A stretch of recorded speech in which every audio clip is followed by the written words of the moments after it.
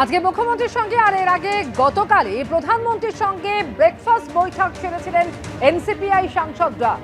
এনডিএর বৈঠকের আগে যাননি, তবে প্রধানমন্ত্রীর ডাকে যে বৈঠক, ব্রেকফাস্ট বৈঠক, সেখানে এনসিপিআই সাংসদরা ছিলেন এবং যার মধ্যে এই তিনজন সাংসদ, মুর্শিদাবাদের তিন সাংসদ, তারাও সেই বৈঠকে উপস্থিত ছিলেন। আর এদের মধ্যে দুজন, আবু তাহের খান, খলিলুর রহমান, তারা আজকে নবান্নে গিয়ে মুখ্যমন্ত্রীর সঙ্গে বৈঠক করলেন।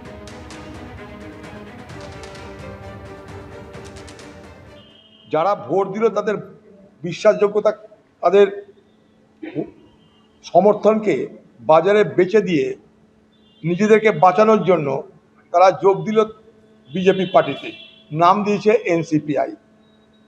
এখানে বিদ্রোহী তৃণমূল, এগুলোর মানে বাংলার মানুষ সবাই বোঝে। এই বাংলার মানুষের চোখে দেখতে পায় না, কানে শুনতে পারে না তা তো নয়, বাংলার মানুষ সবই দেখছে, সবই বুঝছে, সবই তারা অনুধাবন করতে পারছে।